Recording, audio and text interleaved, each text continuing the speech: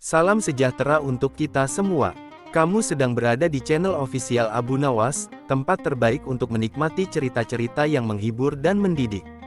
Jangan lupa untuk dukung channel ini dengan like, komen, dan subscribe. Mari kita mulai petualangan kita hari ini. Abu Nawas dan sapi kerajaan yang hilang. Pada suatu hari, Raja Harun al-Rasyid merasa gelisah karena sapi kesayangannya hilang dari kandang istana. Sapi tersebut bukan sapi biasa, melainkan sapi yang diberi makan makanan khusus dan dianggap simbol keberuntungan kerajaan. Sang raja memanggil semua pengawal istana dan memerintahkan mereka mencari sapi itu secepat mungkin. Namun, meski sudah dikerahkan banyak usaha, sapi itu tidak ditemukan. Raja menjadi semakin murka dan berkata, "Jika sapi ini tidak ditemukan, kalian semua akan dihukum." Mendengar ancaman itu, para pengawal merasa sangat tertekan. Mereka tahu betapa pentingnya sapi itu bagi sang raja. Salah seorang penasihat istana menyarankan agar Abu Nawas dipanggil untuk membantu memecahkan masalah ini. Raja awalnya ragu, tetapi karena tidak ada pilihan lain, ia memerintahkan agar Abu Nawas segera dihadirkan. Ketika Abu Nawas tiba di istana, ia disambut dengan wajah tegang para pengawal. Raja dengan nada serius berkata, "Abu Nawas, aku butuh bantuanmu untuk menemukan sapi kesayanganku. Jika kau gagal, kau juga akan dihukum." Abu Nawas menggaruk kepalanya, tetapi ia tetap tenang. "Hamba akan mencoba, Baginda.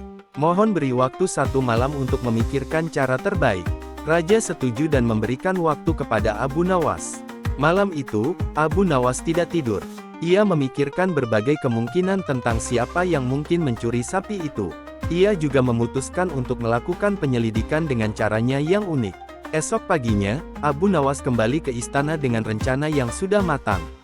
"Baginda, hamba memerlukan semua orang di istana untuk berkumpul di aula utama," kata Abu Nawas.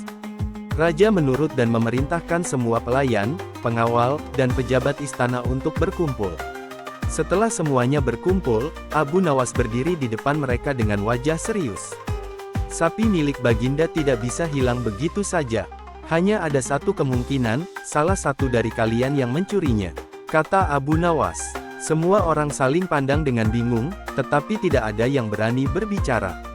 Abu Nawas melanjutkan, "Aku memiliki cara untuk menemukan pelakunya."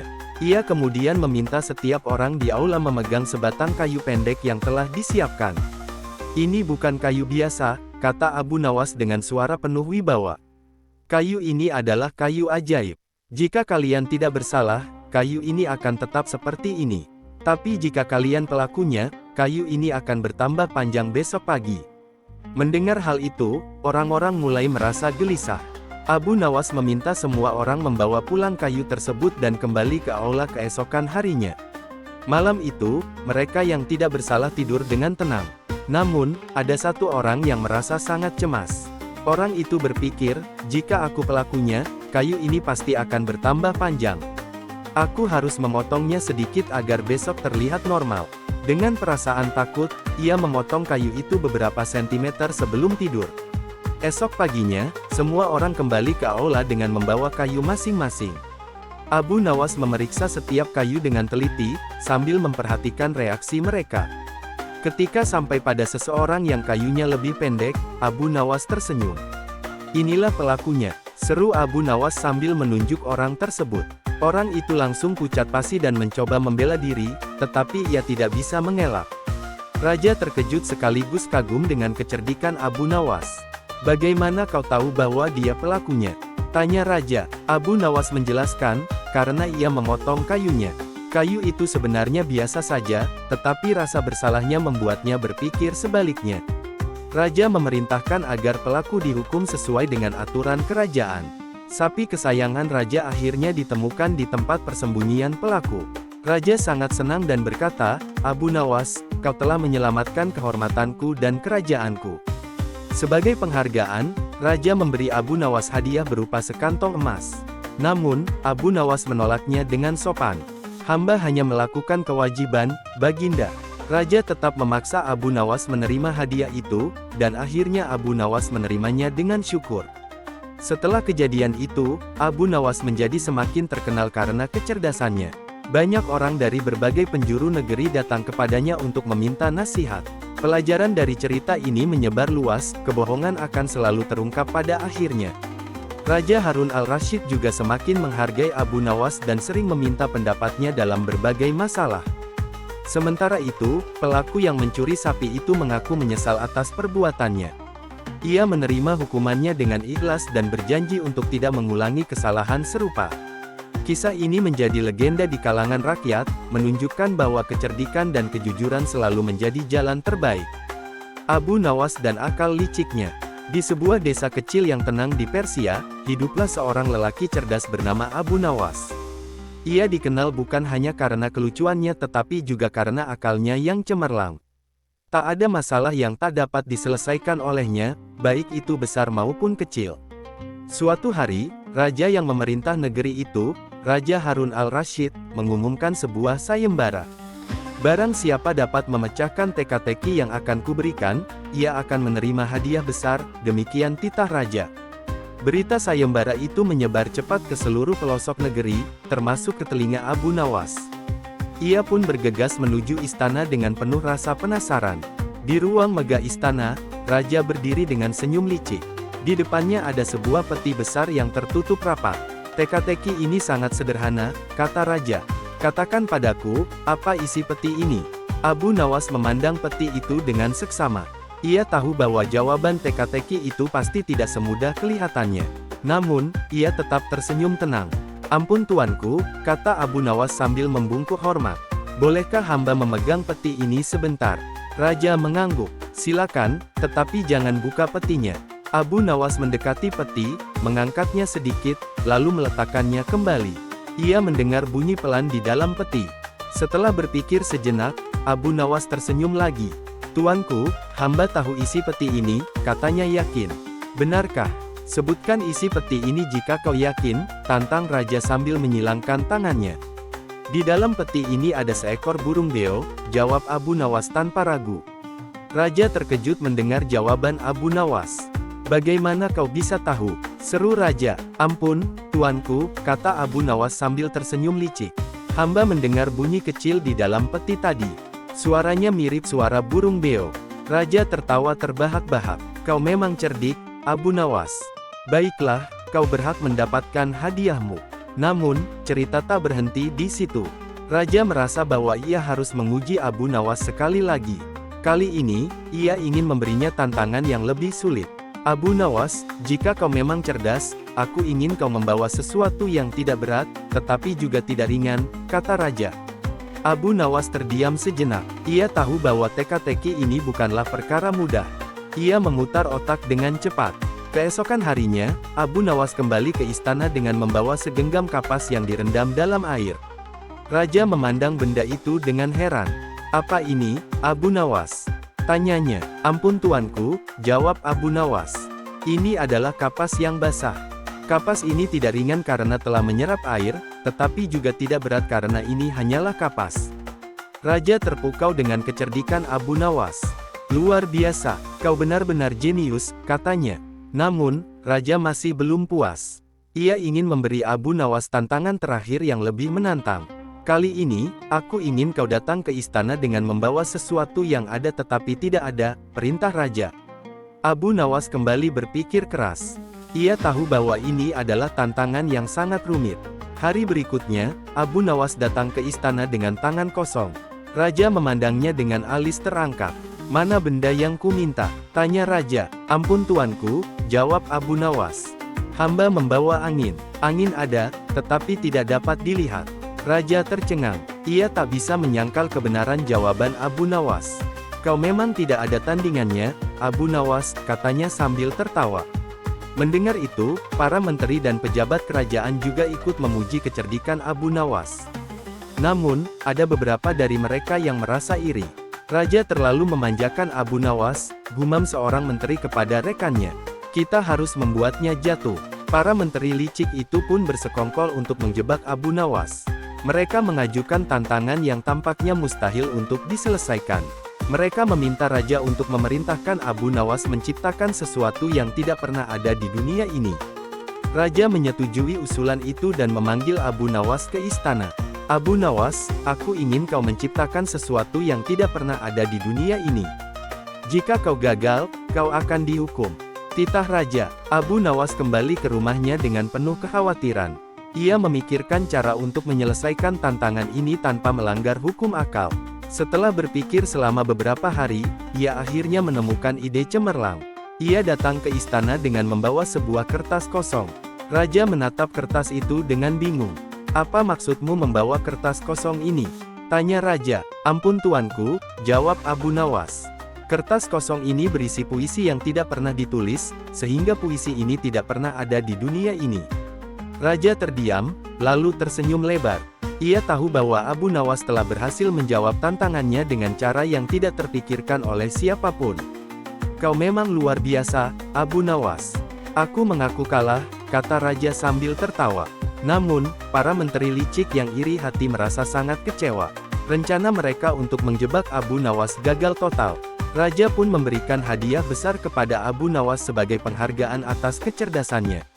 Abu Nawas pulang dengan senyum puas di wajahnya. Ia merasa bangga karena telah berhasil mengatasi segala rintangan dengan akalnya. Namun, ia juga tahu bahwa tidak semua orang menyukainya. Ia berjanji untuk tetap rendah hati dan bijaksana dalam menghadapi orang-orang iri. Di desanya, Abu Nawas disambut dengan sorak-sorai oleh penduduk yang mencintainya. Mereka memuji kecerdasannya dan bersyukur karena memiliki seseorang seperti Abu Nawas di antara mereka. Abu Nawas merasa bahwa kebahagiaan sejati adalah ketika ia bisa membantu orang lain dengan kecerdikannya. Ia pun melanjutkan hidupnya dengan penuh semangat, selalu siap menghadapi tantangan baru yang mungkin datang. Dan begitulah, Abu Nawas tetap menjadi legenda di desa itu, dikenal sebagai orang yang selalu bisa menemukan jalan keluar, tidak peduli seberapa sulit masalahnya. Berikutnya kisah Abu Nawas dan keledai ajaib. Pada suatu hari, Abu Nawas sedang duduk santai di depan rumahnya yang sederhana. Ia menikmati secangkir teh sambil memikirkan bagaimana cara menghadapi kehidupan yang semakin sulit. Saat itu, seorang tetangga datang menghampirinya dengan wajah penuh kekhawatiran. "Abu Nawas, aku mendengar bahwa Sultan mengadakan sayembara besar-besaran di istana," ujar tetangganya. "Sayembara apa kali ini?" tanya Abu Nawas dengan santai. "Sultan menginginkan seseorang yang bisa membuktikan bahwa ia memiliki hewan paling ajaib di kerajaan," jawab tetangganya. Abu Nawas tersenyum tipis. "Ini menarik. Aku rasa aku harus mencobanya." Tetangganya terkejut. "Tapi Abu Nawas, kau bahkan tidak punya seekor ayam, apalagi hewan ajaib." "Tenanglah. Keajaiban sering datang dari akal sehat," jawab Abu Nawas penuh percaya diri. Malam itu, Abu Nawas memikirkan rencana yang cerdik. Ia yakin, dengan kecerdikannya, ia bisa memenangkan sayembara tersebut.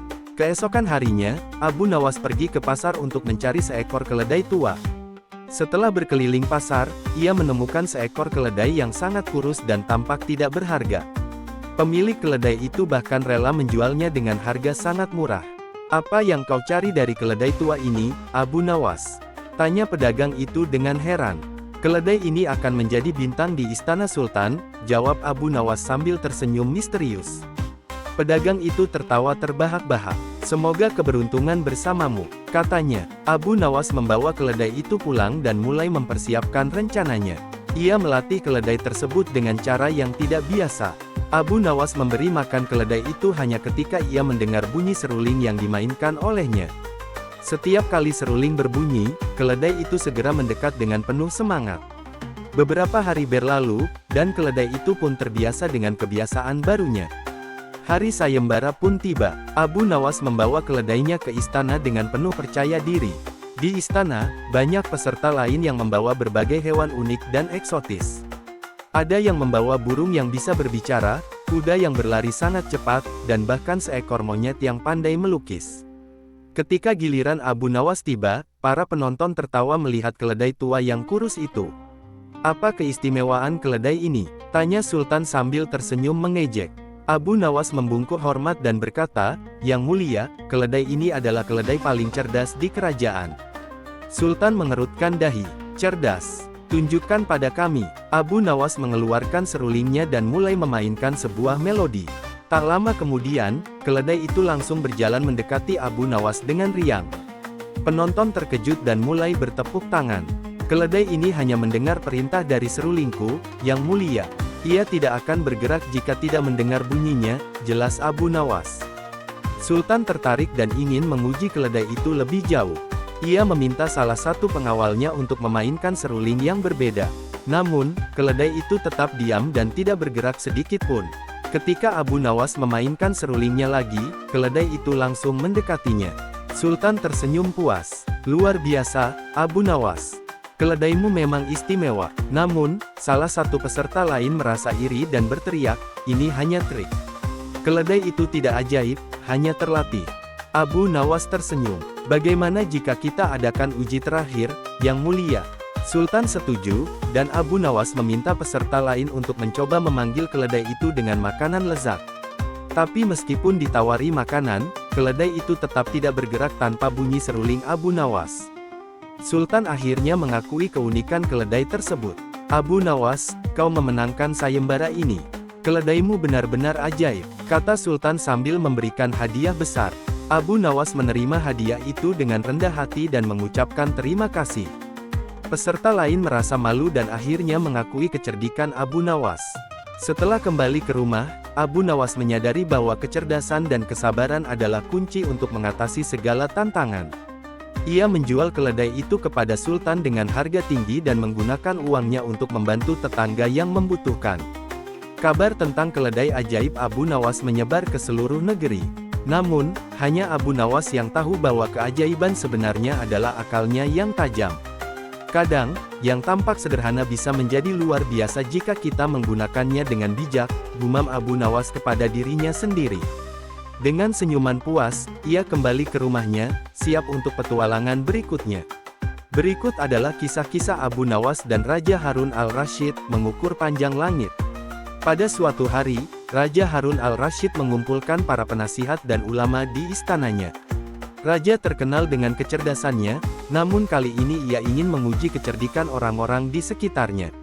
Aku ingin tahu, ujar Raja, adakah di antara kalian yang mampu mengukur panjang langit? Semua penasihat terdiam. Bagaimana mungkin seseorang mengukur langit? Tiba-tiba salah satu penasihat berkata, Paduka, hanya satu orang yang mungkin bisa menjawab pertanyaan ini. Raja memandang penasihat itu dengan penuh harap. Siapa dia? Tanyanya. Abu Nawas, Paduka, jawabnya. Raja tersenyum licik. Ia tahu bahwa Abu Nawas adalah pria cerdas, tetapi ia ingin melihat sejauh mana kecerdikan Abu Nawas. Panggil Abu Nawas ke istana sekarang juga, perintah Raja. Para pengawal segera pergi ke rumah Abu Nawas dan menyampaikan pesan Raja.